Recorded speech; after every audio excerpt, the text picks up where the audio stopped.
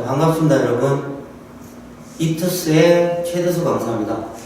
자, 오늘 배울 내용은 확률입니다. 오늘 확률 첫 시간이고요. 우리가 뭐 영어를 배울 때 알파벳을 모르면은 영어 공부를 할 수가 없잖아, 그죠? 그런 것처럼 확률이라는 걸 처음 배우려면은 확률에서 사용되는 여러 가지 기본 용어들을 좀 알고 그래야 이제 확률을 공부하는데 어려움이 없거든요. 그래서 오늘은 일단 확률 배울 때 사용되는 여러 가지 용어들과 그 용어들의 개념을 자세히 알아보는 시간으로 한 시간 꾸며보도록 하겠습니다. 자, 일단 확률을 배우는 데 있어서 여러 가지 이런 정도의 용어는 아셔야 되는데, 자, 시행이 뭐냐?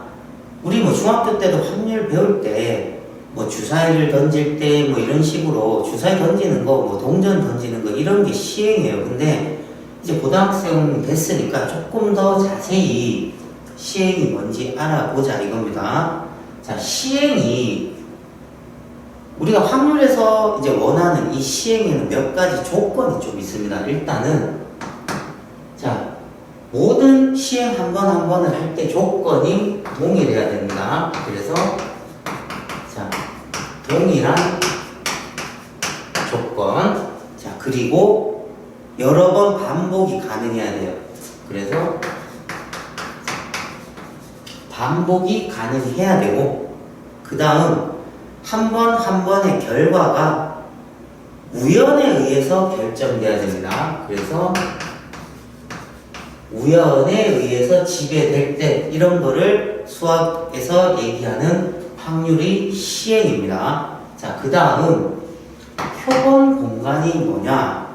표본 공간은 우리 시행을 했을 때 나올 수 있는 결과들이 있을 거 아니야, 그죠? 뭐 예를 들면 주사위를 던지면 1이 나올 수도 있고 뭐 6이 나올 수도 있고, 아니면 동전을 던지면 앞면이 나올 수도 있고 뭐 이런 것들. 그래서 하나의 시행을 할 때 나올 수 있는 모든 결과의 집합입니다. 여기서 이 집합이라는 게 조금 중요해요. 그래서 표본 공간이라는 거는 어쨌든 뭐 주사위를 던졌으면 1부터 6까지 나올 수가 있으니까 그런 모든 결과를 하나하나를 원소로 생각했을 때 그 전체 모임 집합을 의미합니다. 표본 공간이 집합이라는 사실 숙지하셔야 되고, 자, 그 다음 수학에서 확률에서 말하는 사건이 뭐냐? 뭐 우리가 뭐 방화, 살인 뭐 이런 사건이 아니고, 이 표본 공간을 하나의 집합이라고 했으면 그 표본 공간의 모든 부분 집합. 그래서 얘는 자, 표본 공간의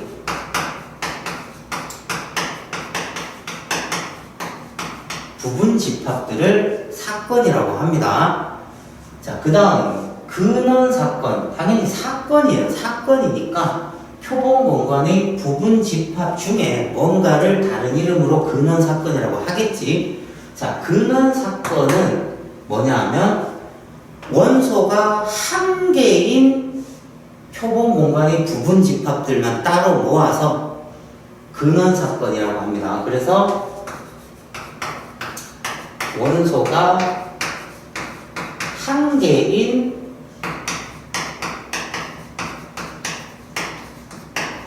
부분 집합, 즉 사건이 되는 거겠지. 근원 사건은 원소가 한 개인 사건들만 따로 모아서 근원 사건이라고 합니다. 자, 그 다음 전 사건은 뭐냐면 사건 전부라는 거야, 전부.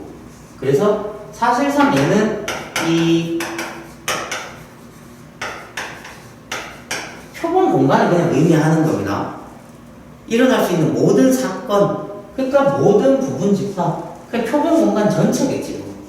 자, 그 다음 공사건은 우리 집합처럼 생각하기로 했으니까 공사건은 당연히 공집합입니다. 그래서 예를 들면 주사위를 던졌을 때 7이 나오는 사건은 일어날 수가 없잖아. 그래서 그런 것들, 얘는 사실상 공집합입니다. 자, 그리고 이제 그러면은 우리가 이 확률을 배우기 전에 이 시행을 하고 사건을 하고 했을 때 모든 거를 집합처럼 생각하기로 했으니까 우리 집합에서 배울 때 뭐 배워? 합집합도 배우고 교집합도 배우고 여집합 이런 거 배우잖아, 그죠? 그래서 이 확률을 계산할 때 보면은 우리가 중학교 때도 배웠지만은 뭐 합의 법칙, 곱의 법칙 이런 걸 하잖아. 그러면은 이제부터는 우리가 확률을 배울 때 이 표본 공간 사건 이것들을 집합처럼 생각하기로 했으니까 당연히 이제 합집합 개념으로 합사건을 구하면 됩니다. 예를 들어서 뭐 주사위를 던졌을 때 자, 4의 약수가 나오는 사건과 또는 자, 홀수라고 할까요? 홀수가 나오는 사건의 합사건을 구해봐라 하면은 4의 약수 뭐였지? 1, 2, 4가 있고 홀수는 주사위에서 1, 3, 5 이렇게 있으니까 둘의 합집합처럼 생각하면 당연히 1, 2, 3, 4, 5 이런 형태가 되겠지. 자, 그 다음 곱사건을 구해라. 결국은 사건들이 교집합을 구하라는 겁니다. 그래서 그 경우에는 당연히 겹치는 1 이게 이 곱사건이 되겠죠.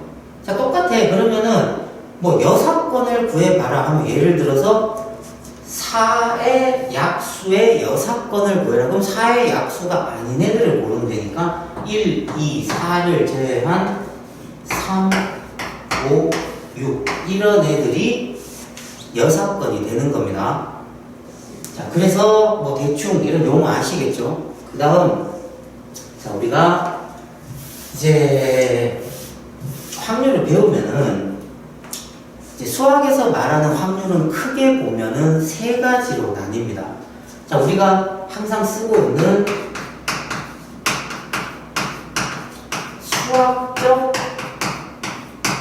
확률이라는 게 있고, 자, 그 다음 두 번째 자,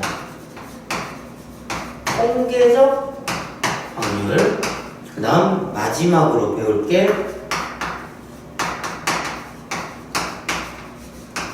기하학적 확률입니다. 자, 이 세 가지를 가지고 고등학교 확률 통계 단원에서는 다룰 겁니다. 자, 그럼 수학적 확률이 뭐냐?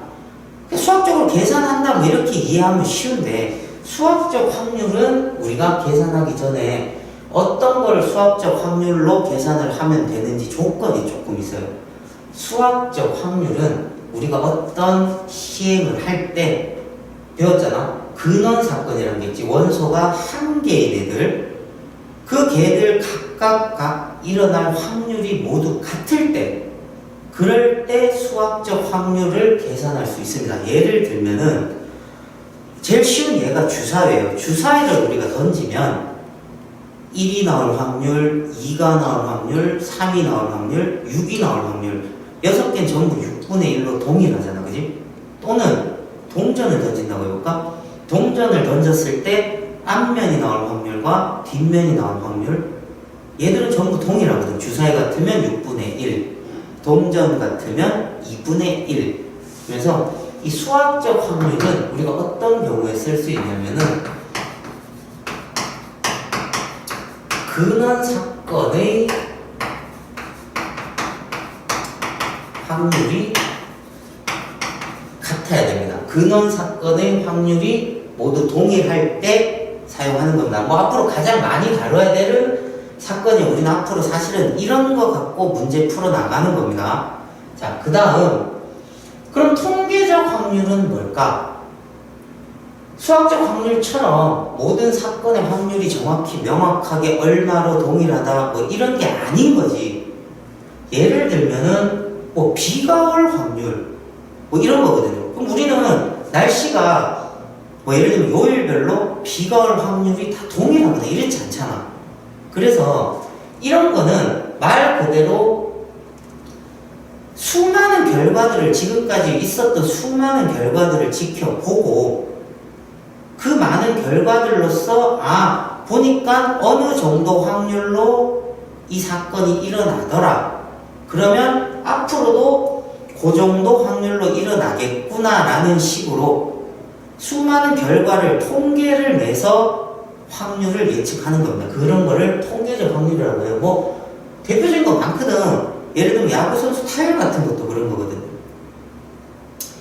이 사람이 그동안 한 시즌 동안 수백 번 타석에 들어섰는데 결과적으로 안타를 몇 번 쳤더라. 그러면 다음번 이 사람이 타석에 들어섰을 때도 요 정도 확률로 안타를 치겠구나 이런 식으로 예측을 해보는 거지. 모든 야구 선수가 타석에 들어설 때마다 안타 칠 확률이 똑같은 건 아니거든. 예를 들면 어떤 투수한테는 강해서 더 많이 칠 수도 있고 또 어떤 투수한테는 아니면 또 날씨 영향 아니면 개인 컨디션 영향으로 매번 달라질 수 있다고 해요. 근데 수많은 결과들을 보니까 그냥 예를 들면 3할 타자다 그러면 10번 중에 한 3번 정도는 안타를 쳐내더라 이 사람은. 그래서 그런 경우에 이 통계적 확률이라고 해서 우리가 계산을 하는 겁니다.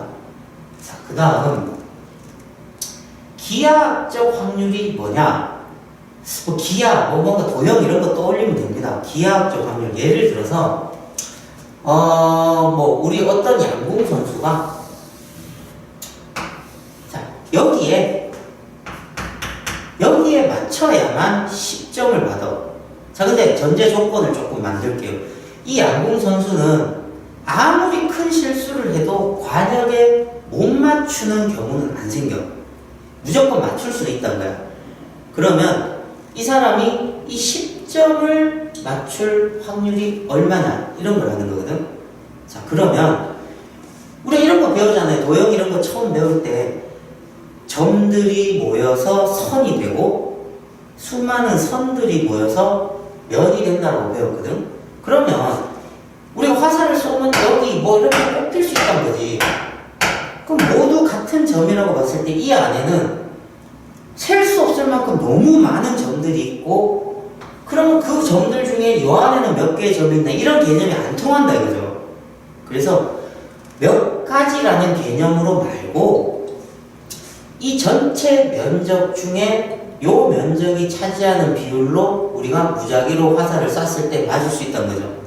그래서 예를 들어서 전체의 넓이가 10인데 요 가운데 10점을 맞추는 요 작은 동그라미 넓이가 1이라면 이 사람이 화살을 쐈을 때 여기에 명중할 확률은 전체 10분의 1이다. 이런 식으로 하는 거죠. 아니면 이런 게 이용되는 거 많습니다. 우리 예능 프로 같은 거 봐도 이런 원판을 돌릴 때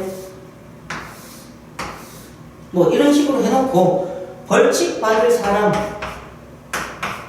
자 여기에 내 이름이 쓰여있어. 그럼 돌려서 화살을 쐈을 때 이 사람이 벌칙 받을 확률 이런 식으로 가는 거죠. 그러면 이거 똑같이 잘랐다고 생각하는 겁니다. 그러면 전체 6개로 잘랐는데 2군데가 칠해져 있잖아. 그죠? 그럼 어차피 면적은 전체 6분의 2를 차지하니까 그러면 이 사람이 벌칙 받을 확률은 6분의 2다. 이런 식으로 하는 겁니다. 어려운 거 없잖아. 그죠? 자, 그래서 대충 요 정도 용어 아시면은 확률 공부는 이제 할 수 있고요. 그러면 몇 가지 기호들 조금 배워보겠습니다. 확률 배울 때도 수학은 원래 그렇거든요. 기호 노름이거든요. 그래서 이제 어떤 기호들을 익혀야 되는데 사람들이 다 약속을 해놓은 거니까 우리는 받아들이면 됩니다. 자, 그러면 우리가 어떤 사건이 그냥 A라고 이름을 지었을 때 그 사건이 일어날 확률을 앞으로 P, probability가 이 확률이라는 영어 단어에서 따왔어요. 그래서 이렇게 하게 될 거고 아까 여기서 얘기했듯이 우리가 뭔가 시행을 할 때 일어나는 모든 결과들을 다 우리 집합처럼 생각하기로 했잖아. 그래서 우리가 N 집합에서 쓰던 기호입니다. 자, NS분의 NA라고 하는데 우리가 앞으로 이 S는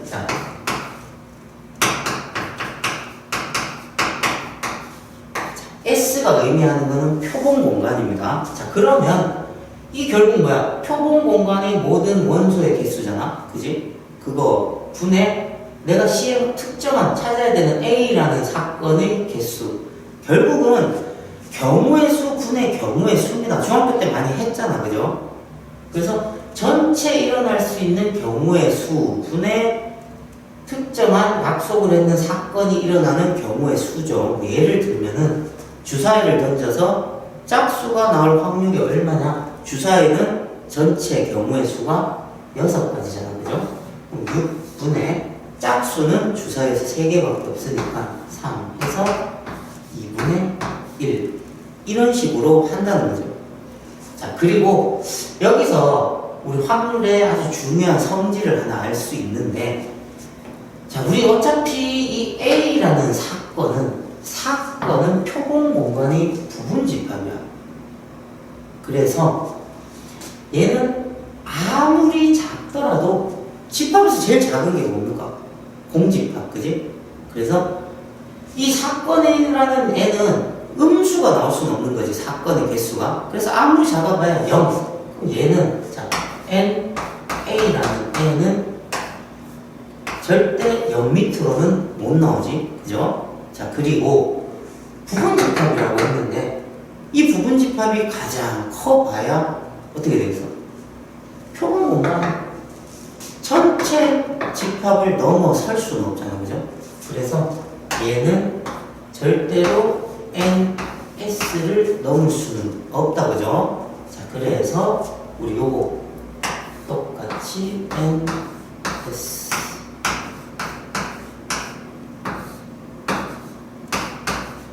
자, 이렇게 하면 어떻게 되죠? 자, 얘는 0이고 얘는 똑같으니까 분모 분자가 1이잖아, 그죠? 그래서 모든 사건의 확률은 절대로 0과 1 사이를 벗어날 수는 없습니다. 자, 이게 확률의 뭐 가장 기본적이면서도 어떻게 보면 가장 중요한 성질이겠죠. 그 모든 확률은 1과 0 사이에서 결정된다는 겁니다. 이해되시죠? 자, 이게 이제 확률에서 쓰일 우리가 몇 가지 기호였어요. 자, 그리고 대충의 내용들 이해하셔야 되고. 자, 한 번만 더 짚어볼게요. 우리 배울 확률에서 아직 확률 되게 자세한 내용은 안 했습니다. 그냥 여기서 쓰이는 용어가 많아서 중학교 때 확률 처음 배울 때는 이런 단어들 안 썼거든요. 그래서 용어 설명하는데 조금 시간을 많이 썼습니다. 자, 확률을 할 때 우리가 뭐 앞으로 무슨 시행을 했을 때 이런 단어들이 등장할 거라면 그 시행은 우리가 그냥 막연히 뭐 동전 던졌을 때, 주사위 던졌을 때 이렇게 해왔지만 조금 자세히 알아보면 매번 조건이 동일해야 되고 여러 번 던질 수 있게 반복이 가능해야 되고 그 결과가 뭔가 인위적인 게 들어가면 안 되는 거지. 그냥 우연에 의해서 결정돼야 돼요.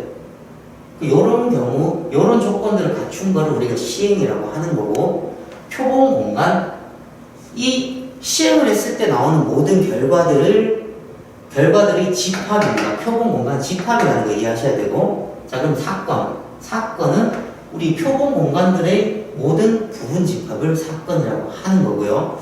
근원 사건, 원소가 하나의 부분 집합들, 그런 사건들이 근원 사건입니다. 그 다음 전 사건, 말 그대로 전부야, 전부인 사건, 표본 공간 그대로인 거지. 그 다음 공사건, 공집합 개념을 생각하시면 돼요. 공사건, 일어나지 않는 사건, 뭐 동전을 던졌는데 동전이 떨어지지 않는 확률은 사건이 안 일어나는데 그거는 이런 거고. 자, 지금 지웠지만은 수학적 확률이라는 거 배웠다, 그죠? 우리가 앞으로 계속 써야 될 확률입니다. 수학적 확률. 수학적 확률은 물론 뭐 대부분의 문제들은 그런 조건을 깔고 줄 거니까 우리가 그거 갖고 고민할 필요는 없겠지만 그래도 자세히 알고는 있어야 된다는 거. 수학적 확률로 계산을 할 수 있는 뭔가 문제는 전제 조건이 깔려 있습니다. 모든 근원 사건의 확률이 다 동일해야 돼. 그러니까 주사위를 던지는데 1이 나올 확률과 5가 나올 확률이 막 다르게 만들어 놓은 주사위 갖고는 수학적 확률로 계산이 안 된다는 거죠. 자, 그 다음 수학적 확률 말고 통계적 확률. 그러니까 모든 근원 사건이 확률이 같지 않은 사건들이야. 비가 올 확률, 뭐 교통사고가 날 확률, 뭐 이런 거는 그때 상황과 그날 컨디션이나 이런 것에 따라 다르니까 그런 것들은 수많은 통계를 보고 그동안 일어났던 결과들을 보고 확률을 그냥 예측해서 쓴다는 거. 그 다음 기하학적 확률.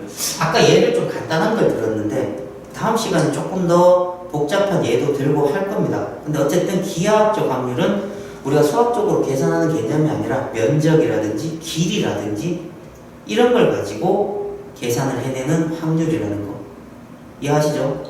자, 오늘 배운 내용은 뭐 크게 없습니다. 그냥 용어 몇 개 설명했고, 뭐 본격적인 확률 계산이나 뭐 여러 가지 개념들은 다음 시간부터 아마 나가게 될 겁니다. 요 개념들 한 번 더 숙지하시고요. 오늘은 뭐 별 내용 없었으니까 뭐 여기까지 수업 듣는데 수고하셨습니다. 다음 시간에 다시 뵙도록 하겠습니다.